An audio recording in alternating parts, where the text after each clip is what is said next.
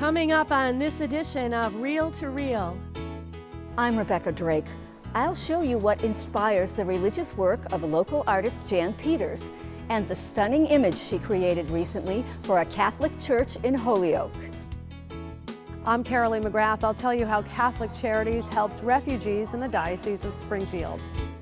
And a rowing club offering instructions for all ages and abilities. These stories and more are just ahead on this edition of Reel to Reel. From throughout Western New England and beyond, this is Reel to Reel, your window on the world around you.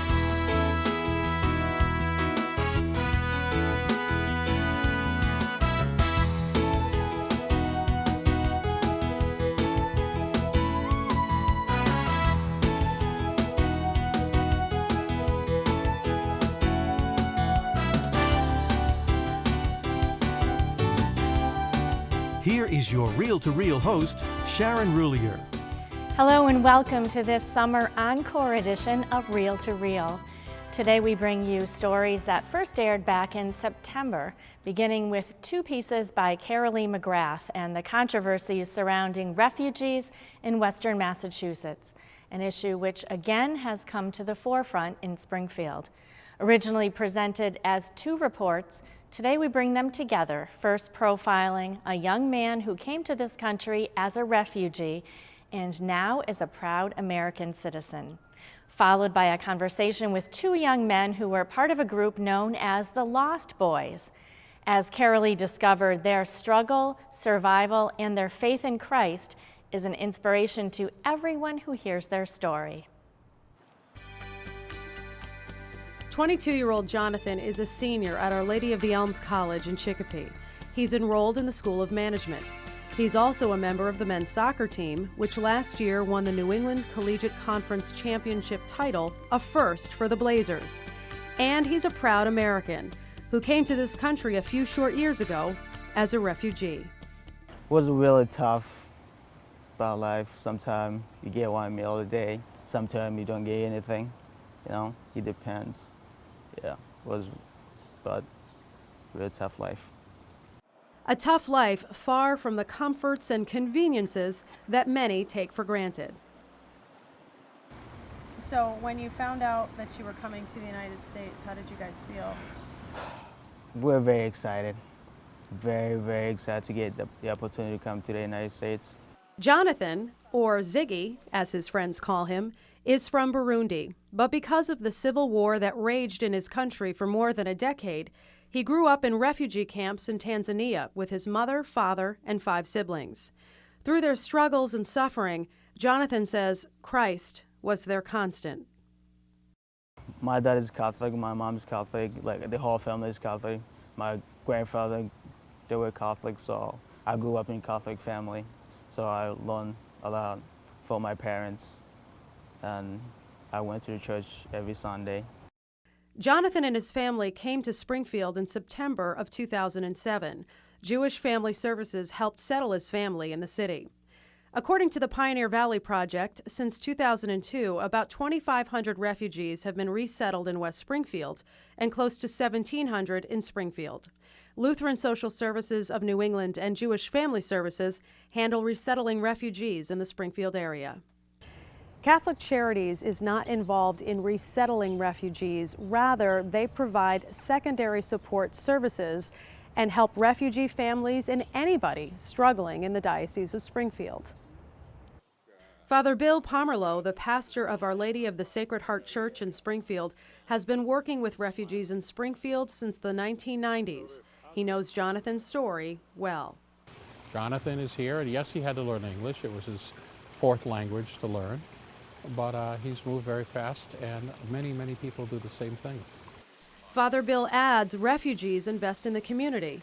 If you just think of what's happened in the last 30 years, just in the city of Springfield, we are now building a $1.3 million parish hall at St. Paul's Parish in Springfield. This was a parish that the diocese had considered for closure. It moved the Vietnamese community there. And working with their American parishioners, they're building a brand new hall. That's an investment in our community. Jonathan, who just became an American citizen this summer, says he's so grateful for the opportunity to move to Springfield, to go to school, and now to become a college graduate. I'm very grateful for that, to get an education. I'm very grateful to America, and I could be more happier. And Jonathan says he's grateful to God for sustaining his family and giving them new hope. Where has Christ been in your life in all of this, in all seriousness? Christ has been close to me because I'm a Christian, of course, and Christ is my Savior because He has taken me the worst part where I was growing up and put me here, which is, for me, is great, and the life's good. So I would like to thank Christ, God, to pull me in this spot right here in America. So I'm thankful.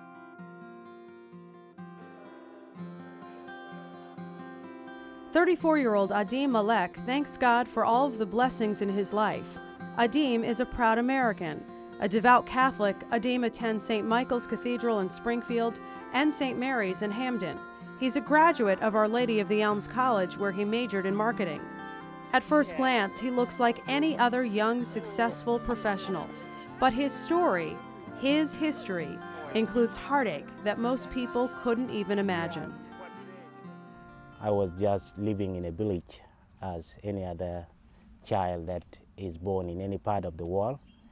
But since Sudan is a country that has been in war for 2 decades, one time my village got attacked so bad that most of the houses were burned down into ashes, and all the livestock were taken, and everybody was displaced. Adeem was separated from his parents when his village in South Sudan was attacked during the Second Sudanese Civil War, which lasted from 1983 to 2005. He's part of a group called the Lost Boys of Sudan, little boys who were separated from their parents or in many cases orphaned. The war claimed more than 2.5 million lives.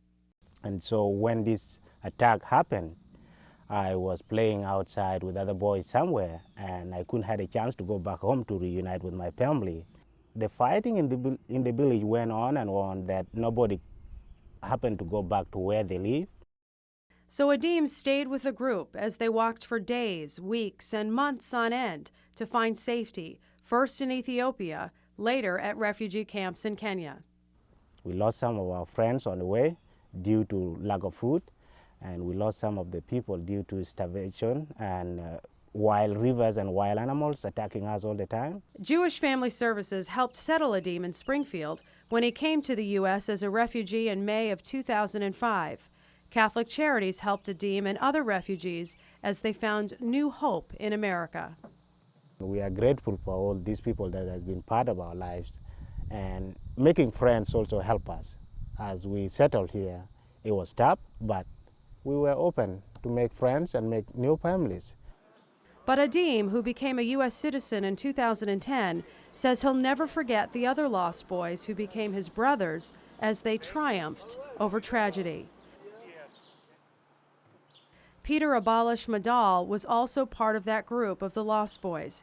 He came to the U.S. with Adeem as a refugee. In the morning, it was about 5 in the morning, 6. So the militants, which sent by the Khartoum government, started shooting people in the village. Peter also ended up in refugee camps in Ethiopia. Then he went back to Sudan and later to Kenya.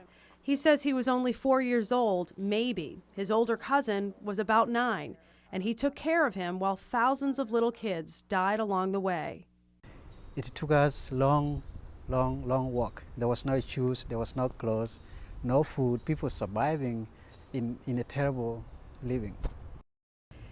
You would think that with everything that Peter and Adeem went through and the horrors that they witnessed, that they would be angry with God. It would be a natural reaction. But Peter and Adeem say that their faith actually grew during those times of great suffering.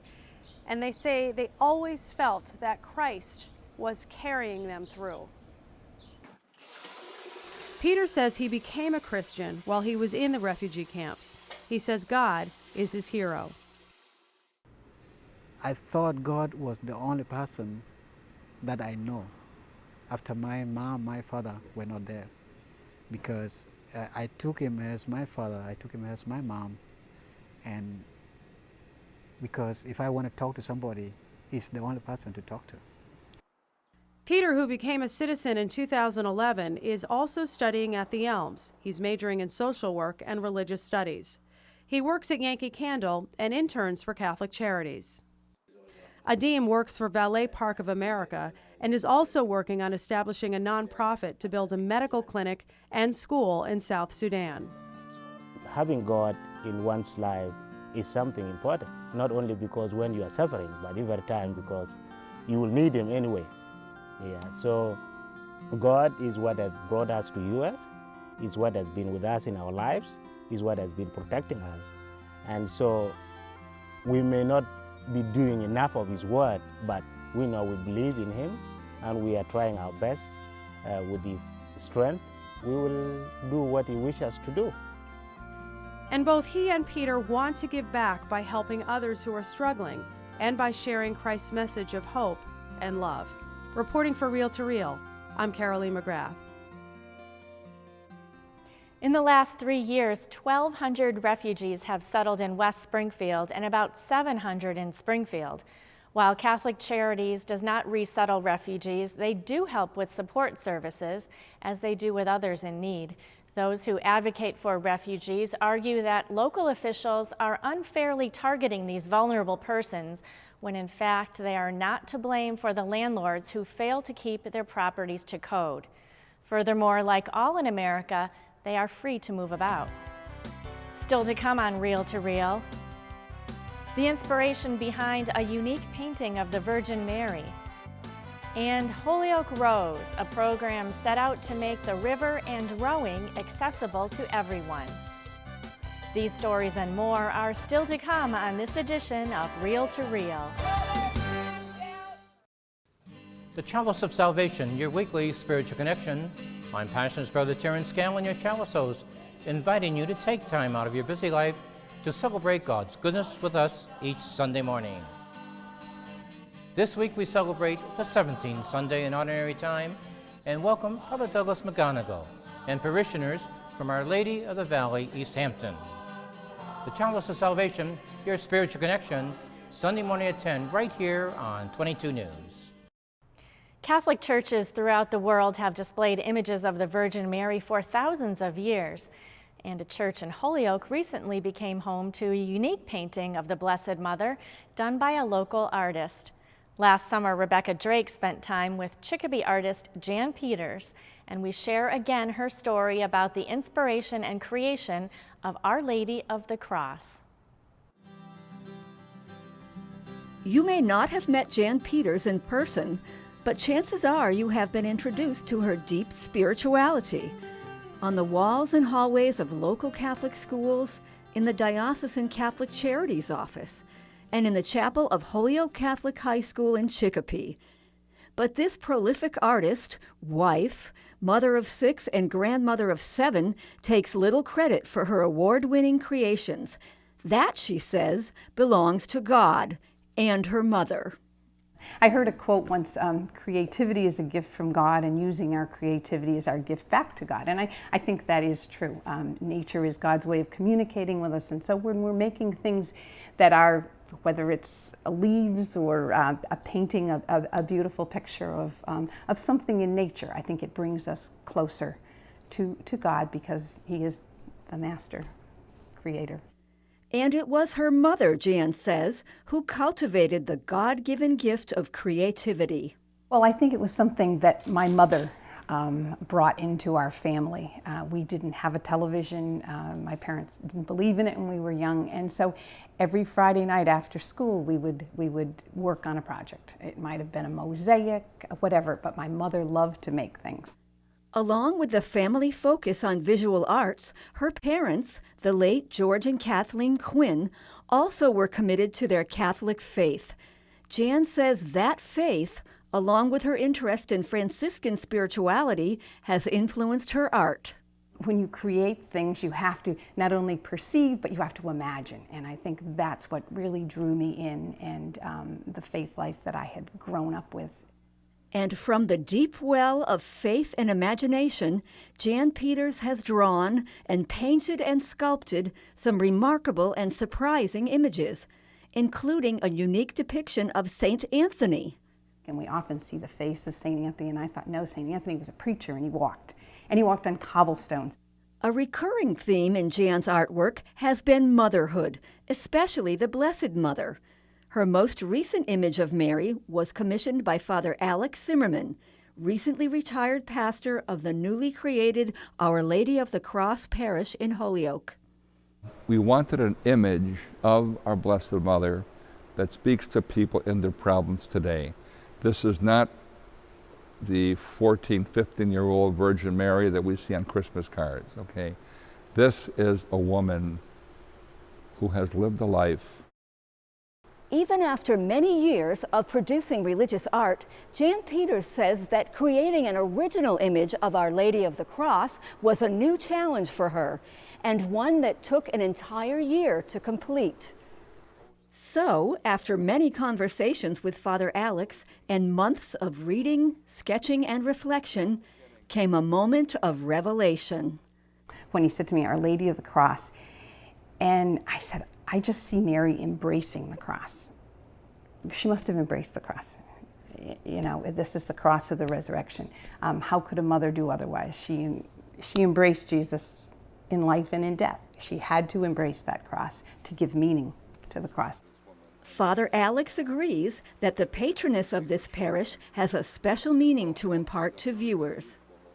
This is a woman who has seen God in his greatest moments, and she has even seen God suffering. And she needs to tell us that that's part of our life too. And hang in there, embrace the cross. And in embracing the cross of Jesus, Jan says, we receive special blessings. And I think as we get older and, you know, we recognize that, you know, things that we thought we could never do, we have done. And we've done that because we've had that faith life that enables us to see beyond today and God's plan in all things. Now in its permanent place near the altar, Father Alex says that this unique depiction of the Blessed Mother has an important function in the church.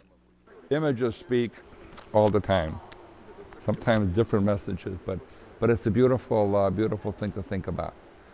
Mary, our Blessed Mother, will take care of us. She took care of her son, she'll take care of us.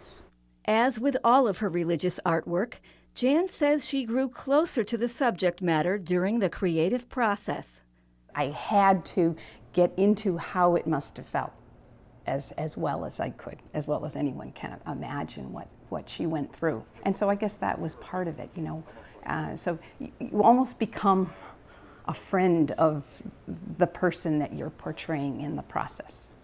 Evidence of this friendship is clear to at least one viewer. I think that Our Lady of the Cross might have been something very much like Jan Peters. And through this artist's work, perhaps all of us will become closer to our Blessed Mother and her Son. For Real to Real, I'm Rebecca Drake.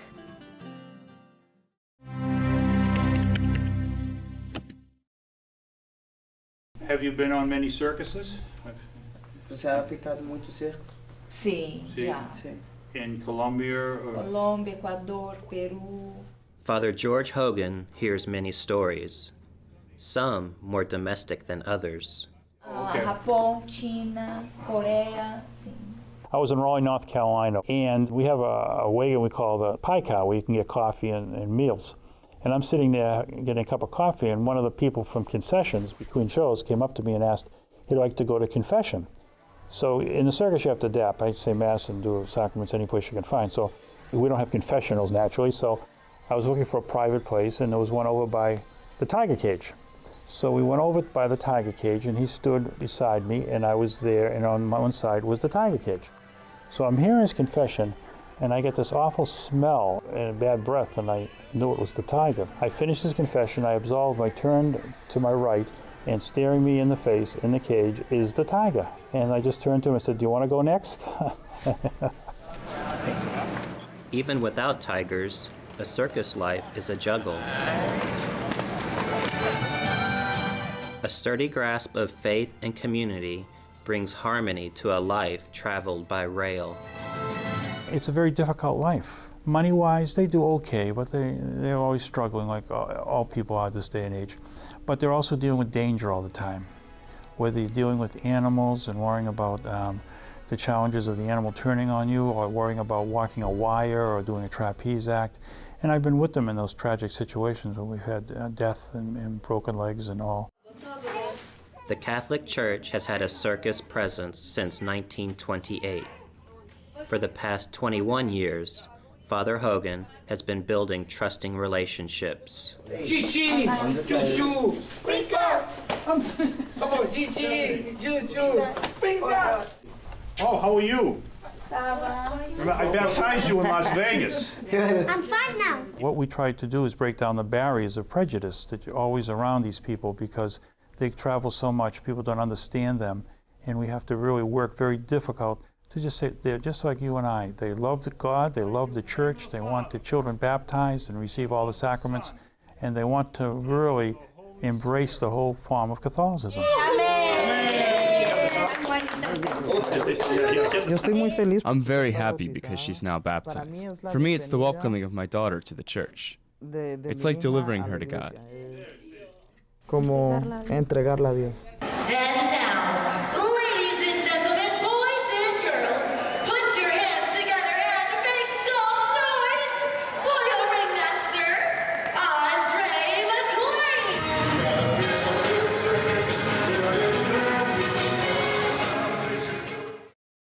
Finally today from our archives, a story on the peace and serenity found when you're on the water. This is the feeling of participants in Holyoke Rows, a program that set out to make the river and rowing accessible to everyone. Steve Kiltonick first brought us this story. It's late summer, just downstream from the I-91 bridge on the Connecticut River, and there's a flurry of activity. On the water, there's boats of all types, giant 8-man racing shells. A doubles crew goes zipping by, and there are those rowing solo. All are racing against the clock. It's the annual Paper City Regatta, which is made possible by what may be one of Holyoke's best-kept secrets, an organization called Holyoke Rose. Stephanie Moore is its founder and local rowing guru. A transplanted New Englander, Stephanie is attracted to the physicality and dual aspect of the sport. I think there are a lot of people out there who tell you, the wonderful team nature of it and how it's all team, there's no I, and that's simply not true. When there are two boats on the water and you want to be in the first boat, it's all about you to get yourself in that first boat. So there's an individual nature to it, and there's also a team aspect to it. Stephanie admits to an elite upbringing, attending an elite rowing school, the University of Virginia, and coaching crew at an elite college, Trinity. But in 2000, she wanted to start a program that was the antithesis of elitism, for those who didn't necessarily have all the resources or athletic gifts. I used to come to Holyoke to the Children's Museum with my own kids a lot, and I would ask friends to go, and there was like, oh, I'm not going to Holyoke, So right away, Holyoke was the underdog, and I sort of like that. Stephanie says Holyoke Rose's mission is to reach beyond the traditional rowing population and make the river accessible for everyone. It offers youth and adult learn-to-row programs, as well as adaptive rowing programs for people with disabilities. While the adult programs pay the bills to operate the boathouse, Holyoke Rose uses rowing as a vehicle to show urban kids, in particular, the benefits of the outdoors. So we bring kids down here and we'll show them eagles, because there's an eagle's nest right downstream, and they're like, really? I thought they were all dead. There are programs from middle and high schools, and best of all, kids' programs are free. More importantly, it teaches life skills like teamwork and leadership. Sister Jean Branshaw started rowing at Holyoke Rose 3 years ago. Today, she competes in various regattas in a mixed quad group. She helped coach our high school team last year and was a huge, huge resource. From everything from tying kids' shoes to helping get boats down to, being a disciplinarian to being a friend. I think Holyoke Rose is the best kept secret in Holyoke. as far as all the activities that are down here, all the people that are down here. It's a community. As far as rowing, for me, it's not just an exercise, though it's a good exercise. For me, there's a real spiritual dimension to it because you're out on the water, it's quiet, it's you, it's the Creator, it's the Spirit that moves me along. I often find myself praying as I'm rowing. At Holyoke Rose, there are no limitations. She won this medal at a race in Philadelphia. Congratulations. Our adaptive program is probably the program I'm most proud of and most connected to. And the goal of the program is to recognize that people with disabilities are part of a family. And we will take anyone, for whatever reason, who needs help getting out in the river and give them that support. So we have people with cognitive issues, we have a significant number of brain injured folks, we have some blind rowers, a lot of spinal cord injuries or mobility issues. Jim Brooks, who has multiple sclerosis, met Stephanie 5 years ago. She urged him to give rowing a try. To prepare for the event, Jim rows 3 to 4 times a week by himself or with his rowing partner, Bo. Physically, he says he's in better shape now than he's ever been. As for his mental state, I think my self-image may be almost on the par with what it was when I was not a disabled person. It really brought me out of a shell, brought me out of depression, made me feel good about just being a human being again. When you're out in the water, everything goes away. All your pain, all your disability. Barbara Black has a degenerative retina condition that makes her legally blind. She was also recruited by Stephanie over 10 years ago to row. Now she crews twice a week and sculls once a week in a double. And she even rows solo. Doing this, I feel sort of competent. I think I've gotten a lot stronger. It just seems like it's a good thing to do. And being out like this summer in a single is pretty bizarre. I mean, the first few times it's just like, I can't believe I'm sitting in the river in a boat by myself. This is kind of wild. Barbara, I'm going to push you off. You're headed out into the river, okay? Good luck with your race. When she's alone, Barbara communicates through a headset with Stephanie, who is her eyes on the water. The big event for Holyoke Rose is the annual Paper City Regatta. Hundreds of boat enthusiasts make it down to the Connecticut River to launch boats of all types, from adaptive to single kayaks, all the way up to competitive 8-man racing shells. And they have one thing in common, a love for rowing. The Paper City Regatta started 9 years ago. It's what I'd like to say is the first inclusive regatta, first one I'm aware of, where we both mix adaptive rowers and able-bodied rowers. Everyone is here for everyone else. It's a whole community event. Different boat clubs from all over the area come, and they all come as their communities. Everybody lends a hand. Everybody just makes it a fun event. As for the future, Stephanie hopes to build and expand upon the youth, adult, and adaptive programs, as well as reach out to the community through new offerings like the Returning Vets program. And with her ability to attract new rowers, Holyoke Rose will no doubt continue to grow. For Reel to Reel, I'm Steve Kiltonick. And during these days of summer, what a great time to be out on the water. If you want to join or learn more about Holyoke Rose, log on to their website at holyokerose.org. And remember, throughout the summer and year-round, you can always get the latest news on the church in Western Massachusetts and around the globe by logging on to our website, iobserve.org. There you can view stories and entire episodes of this program right here on Reel to Reel, as well as read news reports from the acclaimed Catholic News Service. That's iobserve.org. Please join me at this same time next week for another encore edition of Reel to Reel, your window on the world around you. Enjoy this final week of July. Reel to Reel is a production of the Catholic Communications Corporation, funded in part by the annual Catholic Appeal and the support of you, our faithful viewers.